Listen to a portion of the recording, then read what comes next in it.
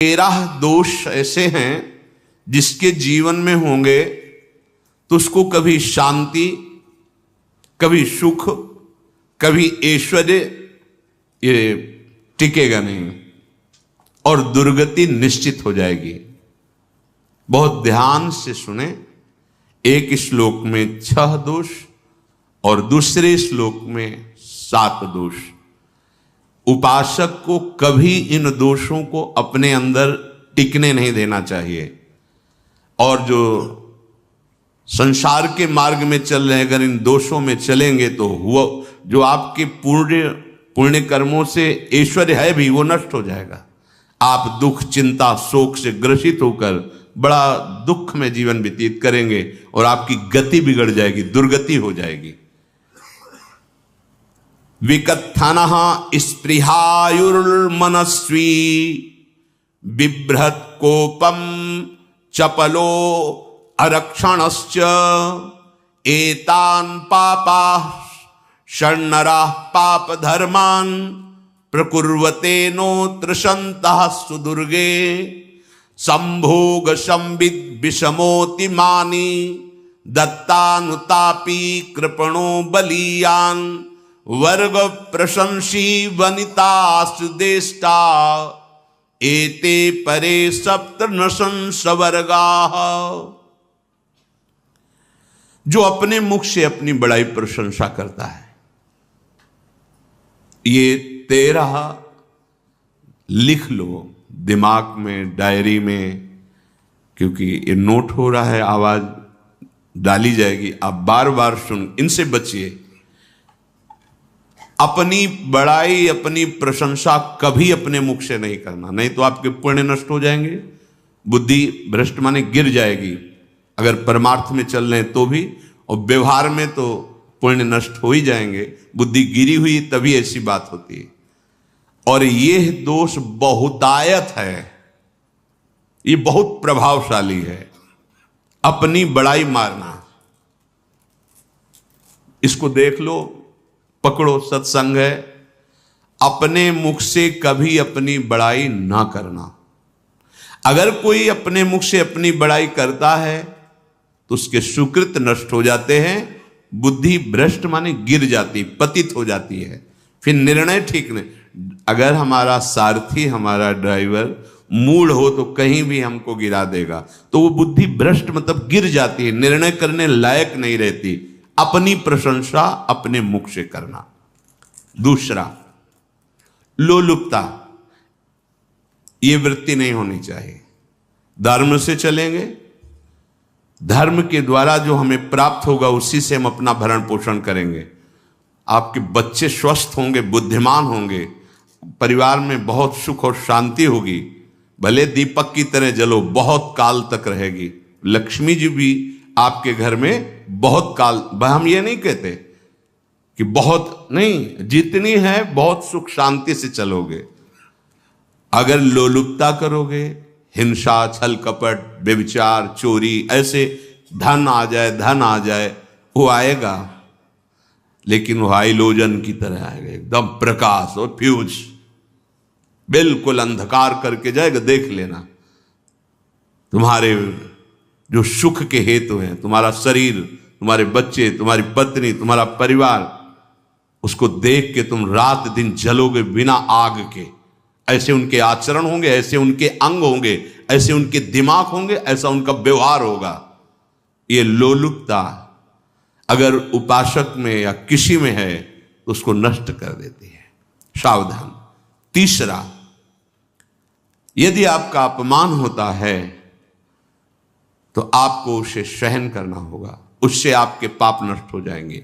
जो तनिक सा भी अपमान होने पर बहुत क्रोध करके दूसरे का अपकार करने लगता है, ये आपका पतन करा देगा, ये आपको फंसा देगा, हृदय जलेगा, अर्थव्यवस्था नष्ट होगी, पूरा परिवार दुखी होगा। जरा सा अपमान की संभावना में आप किसी से भी भिड़ गए, किसी से भी, वो ये प्रवृत्ति आपका पतन कर देगी। उपासक में तो अपमान सहना अमृत है, नीचापमानम सुधा, पर व्यवहार में भी ज्यादा उत्तेजित मत होइएगा। ये तो कुछ मिनट की बात है, अगर आपने उसे मारा पीटा, रिपोर्ट हुई कानून की, ओ फंसते चले जाओगे, अर्थ जाएगा, समय जाएगा, चिंतन जाएगा, बहुत तरह से हानि हो जाएगी। अगर आप सह गए तो आपका सहना उसके लिए आग बन जाएगा। उमा क्षमा साप होते भारी, तुम्हें दंड देने की जरूरत नहीं, उसका एक कर्म ही उसे दंड दे देगा। आप शांत हो जाइए, आप सत्संगी हैं, आप शांत रहिए। चौथा, निरंतर क्रोध और उसका चिंतन। बैठे बैठे बस द्वेषियों का चिंतन ही हो रहा है, अंदर क्रोध का चिंतन और द्वेषियों का चिंतन ही हो रहा है। द्वेष भरी बातें, द्वेष भरे क्रियाएं, उन्हीं का चिंतन करके जलते रहना क्रोध से। उपासक को तो क्रोध करना ही नहीं चाहिए, बहुत शांत।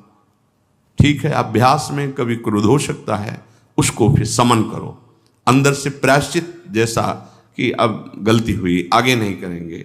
और व्यवहार में भी क्रोध को आप पीना सीखें। अगर बार बार आपका क्रोध प्रकट होता ही रहेगा, आपका स्वभाव बिगड़ जाएगा, आपके पुण्य नष्ट हो जाएंगे और आपका जीवन नष्ट हो जाएगा। देने वाला उतना दे देगा, आपको आनंदित रहो, पैसा खर्चा सब, पूरे जीवन का विध्वंस मचा दिया क्रोध ने। कहीं भी आप देखो, किसी से क्रोध करके देखो, फिर देखो तुम्हारा भजन चल रहा है, तुम्हारी वो आनंद वृत्ति है नहीं, जलोगे और वो जलन और गुस्सा दिलाएगी और वो बैठे बैठे जलोगे नहीं। ये क्रोध जो है, ये चाहे व्यवहार में हो चाहे परमार्थ में, दोनों की हानि करने वाला है। और आश्रित जनों की रक्षा ना करना। अगर कोई भाग कर आपके पास आ गया, कोई पशु पक्षी या कोई मनुष्य, आपको चाहिए कि अब चाहे हमारे पहले प्राण जाए, उसकी रक्षा करें। सीवी जैसे तो बिरले ही होते हैं, पर इतना जरूर ध्यान रखें, जैसे कोई पशु पक्षी किसी भय से आपकी सीमा के अंतर्गत आ गया है, अब उसकी रक्षा करनी है आपको। अगर आप स्वयं मार देते हैं या मरवा देते हैं, या आपके सुकृत नष्ट कर देगा, या आपकी दुर्गति का कारण बन जाएगा। और जो पाप कर्म उत्साहित होकर करते हैं, उपासक को तो बहुत सावधान रहना चाहिए, पर व्यवहार में भी जो नहीं करना चाहिए, अगर वो पाप कर्म आपके द्वारा मन में प्रेरित हो रहे हैं, संकल्प बन रहा है, क्रियाएं हो रही, दुर्गति पक्की, पुण्य नष्ट हो जाएंगे, दुख अशांति बढ़ती चली जाएगी, कभी शांति नहीं प्राप्त कर पाएंगे। ऐसा नहीं कि जो मन में आवे सो करें। पापाचरण निडर और उत्साहित होकर करना, अगर ऐसे लक्षण है, निश्चित दुर्गति होती है।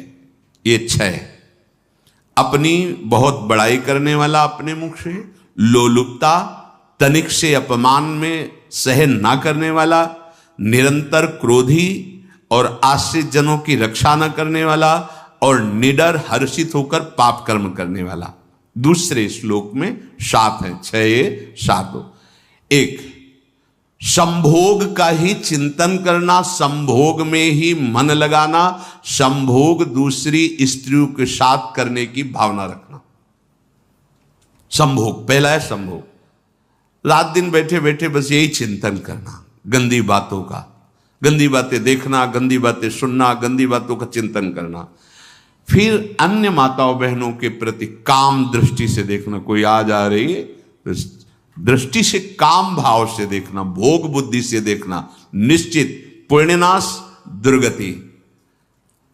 बड़े बड़े उदाहरण इतिहास में हैं जिन्होंने ऐसा दृश्य नेत्रों से देखने की चेष्टा की, मन में संकल्प किया भोगने का, नष्ट हो गए, चाहे वो कितने बड़े प्रतापी हों। यह दुर्योधन कोई साधारण थोड़ी है, भगवान व्यासदेव जी के द्वारा ही तो, भगवान व्यासदेव जी ही इसकी उत्पत्ति का कारण है। आप देखो, इतने महान पुलस्त जी ही उत्पत्ति का कारण है रावण की। बस यही ऐसे दोष हैं जिनके कारण जीव नष्ट हो जाता है। ठीक है, धर्मयुक्त काम भगवान ने आदेश किया है, आपका पाणिग्रहण संस्कार हो गया है, संतानोत्पत्ति की भावना से कुछ पवित्र तिथियों का त्याग करते हुए चर्चा में हुई है। एक नियम है, एक आदेश है शास्त्र का। आप बहुत काम प्रवृत्ति वाले हैं तो प्रत्येक मास में जब माताएं बहनें पवित्र हो जाती मासिक धर्म से, तो जिनका पाणी ग्रहण आपने किया, जो पत्नी स्वरूप है, वो ठीक है। वहां भी बार बार के लिए व्यभिचार प्रवृत्ति के लिए शास्त्र आदेश नहीं करता, संयम पूर्वक, और उसका चिंतन नहीं करना। पाणी ग्रहण संस्कार है, घर में विराजमान है, एक संयम एक नियम के अनुसार उसका चिंतन तो फिर भ्रष्ट कर देगा। चिंतन प्रभु का करना है, चिंतन प्रभु की सेवा जो आपके कर्तव्य, इसके चिंतन से बचो। घातक है, बहुत बड़ा जहर है। अगर विषय चिंतन होने लगा तो मरोगे, जिंदा जलोगे, दुर्गति भी होगी। ये अंदर की जो आग है ना, कामाग्नि, ये इतनी बढ़ती चली जाएगी, तुम्हारे होश खराब हो जाएंगे कि मुझे क्या करना चाहिए, क्या नहीं करना चाहिए। कोआ मदांधो मदनातुरोमा, अंधा हो जाएगा, नहीं दिखाई देगा अनुजा तनुजा क्या है कौन है, कुछ नहीं, भ्रष्ट बुद्धि। संभोग का चिंतन नहीं। धर्मयुक्त काम आदेश है शास्त्र में। यदि आप प्रवृत्ति मार्ग में हैं तो अपनी पत्नी को जो पाणी ग्रहण स्वीकार किया है, वहां भी पवित्र तिथियों का त्याग करते हुए, एकादशी है, रामनवमी है, नव दुर्गा है, जन्माष्टमी है, राधाष्टमी, जो पवित्र तिथियों का त्याग करते हुए और ऐसे जो मर्यादाएं हैं उसके अनुसार, और कहीं पराई स्त्री के साथ संभोग की बात निश्चित दुर्गति पक्की है। ऐसे ही माताओं के लिए है, स्त्री शरीर के लिए है। यदि वो ऐसी गलत चेष्टा, तो पतिवंचक परपति रति करई, रौ नरक कल्पसत परई। ये भोग चिंतन से बचने की चेष्टा कीजिए तो क्रिया से अपने आप बच जाएंगे। क्रिया के पहले चिंतन होता है, चिंतन से ही क्रिया का आवेश आता है। चिंतन संभालिए, इसी से भगवत प्राप्ति होती है, चिंतन से, और इसी से दुर्गति भी होती है। अनन्यश्चिन्तयन्तु माम, भगवान चिंतन करे, मेरा करो, कर्तव्य कर्म मेरे को समर्पित करो। अब जब चिंतन संभोग का होगा तो बुद्धि भ्रष्ट हो जाएगी। ये जो राक्षसी प्रवृत्तियां सुनने को मिलती है ना, कि ऐसा हुआ, वो देखा सुना और चिंतन किए, और इतनी राक्षसी वृत्ति आ गई कि बस अब उनमें और राक्षसों में कोई अंतर नहीं रह गया। दूसरा, विषमता रखने वाला, सबके साथ बर्ताव ऐसा कि मैं बहुत श्रेष्ठ हूं और दूसरे सब नहीं, ऐसा व्यवहार नहीं। सब भगवत स्वरूप हैं, समान व्यवहार। जैसे आपके भोजन है तो जो आप पा रहे हो वही सबको दीजिए, बैठने की व्यवस्था, उठने की व्यवस्था, क्रम बाय क्रम, पर उसको भी नीच भाव से मत देखिए। उस कोटि का उसको प्यार दीजिए, दुलार दीजिए, सम्मान दीजिए। इतनी विषमता न फैलाते रहें अपने जीवन में कि आप सबके निंदा के पात्र बन जाए। विषमता नहीं, सबको प्यार। हाँ ठीक है, पुत्र का अलग प्यार है, भाई का अलग प्यार है, पिता का अलग प्यार है, पर हमारा व्यवहार प्रीति युक्त होना चाहिए, विषमता भरा नहीं होना चाहिए। अगर हमारे चित्त में विषमता ही रही तो संसार है, प्रभु नहीं है। जीत विषम संसार कीर्ति जग बिस्तरे। जो विषमता पर विजय प्राप्त कर लेता है वही भगवत प्राप्ति का अधिकारी। ये विषमता बहुत बड़ी हानि है। तीसरी बात, अत्यंत मानी होना। जहां आपके प्राण कमजोर होंगे, पुण्य नष्ट होगा, आयुश्री सब नष्ट होना है, ऐसे आचरण करवाएगा गुरुजनों के साथ, महापुरुषों के साथ। ये बहुत नीच प्रवृत्ति है। अत्यंत मान प्रियता, मुझे सम्मान मिले, उत्तम प्रवृत्ति है। सबको मान देना, स्वयं अमानी रहना। चौथा, दान देने की बात कह के मुकर जाना या दान देकर पश्चाताप करना। दे दिया है, बहुत जल रहे हो, दूसरे से वार्ता कर रहे हो कि पता नहीं क्या यार बुद्धि में हो गया, हमने उसको इतना कहा था, उतना दे दिया, क्यों दे दिया, ऐसा, मतलब अंदर चिंतन करना, क्यों दे दिया तो दिया। इसके बाद जो आपका जलन हो रही, पश्चाताप, सुकृत नष्ट हो रहे हैं। दान देकर पश्चाताप करना या दान देने की बात कह के मुकर जाना। जैसे आपने कह दिया आपको इतना इतना ऐसा, अब आप मुकर गए, ब्याज सहित तुम्हें देना होगा, ये तुम्हारी दुर्गति का कारण बन जाएगा। ऐसे ही नहीं बोलना चाहिए, बहुत होश से। वाणी एक अमोल है, जो कोई बोले जान, ये तराजू तौल के तब मुख बाहर आन। पांचवा, अत्यंत कृपण होना। ना परिवार को सुखी कर पा रहा, ना अपने को सुखी कर पा रहा है। एक एक सिक्का बैंक में जो मर गया। धन की वास्तविक गति यही है कि अपने परिवार को खूब उसकी अनुकूलता प्रदान करो, उसमें से कुछ हिस्सा किसी ऐसे को जिससे तुम्हें बदले में कुछ लेने की भावना ना हो। कोई साधु महात्मा, गाय, पशु, पक्षी, किसी भी जीव बीमार है शरीरधारी, उसके जिससे कुछ कभी लेने की भावना ना हो, एहसान की भावना ना हो। सो धन धन्य प्रथम गति जाकी, धन्य हो गया उसका धन। अब वो कृपण का धन किसी काम में ना स्वसुख, ना परिवार के सुख, ना धर्म कार्यों में, व्यर्थ जीवन चला गया। उसी धन का चिंतन करना, उसी का संग्रह करना और उसी की रक्षा करते करते शरीर छोड़ देना, तो चिंतन बिगड़ गया।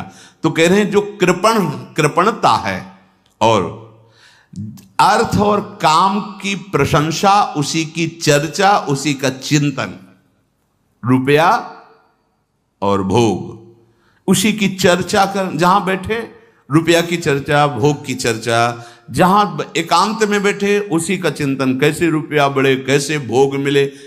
और अगर अवसर मिला तो रुपया अधर्म से आवे चाहे धर्म से, उसको इसकी कोई परवाह नहीं। भोग चाहे धर्म से हो चाहे अधर्म से, जिसका अर्थ और काम भोग ही चिंतन है वो धर्म नहीं। जिसका धर्म चिंतन का विषय है तो अर्थ और काम भी ऐसा होगा जो मोक्ष प्रदान करने वाला हो। धर्म, अर्थ, काम, मोक्ष।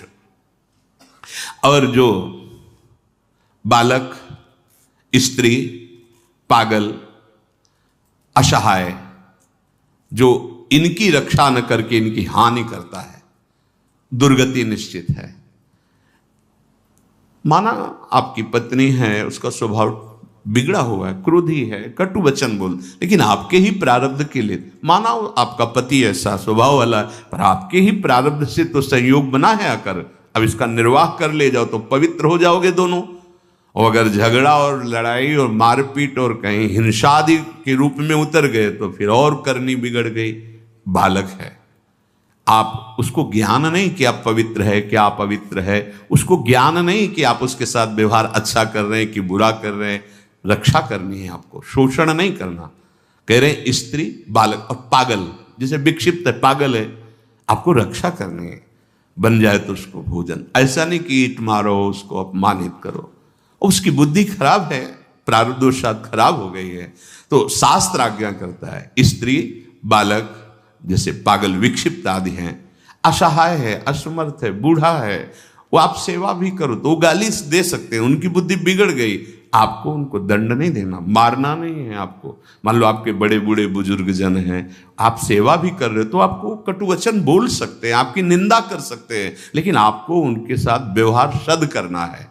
अगर आपने इन दोषों को स्वीकार किया तो निश्चित आपकी दुर्गति होगी, ना इस लोक में आपको शांति मिलेगी ना परलोक में। इसलिए इन दोषों को बार बार सुन करके और हृदय में जांचो कि कहीं है तो नहीं, अगर है तो सत्संग, भजन बल, भगवत प्रार्थना के बल से इन दोषों का त्याग कर दो, जीवन मंगलमय हो जाएगा। शेष चर्चा आगे। श्री राम वल्लभ लाल।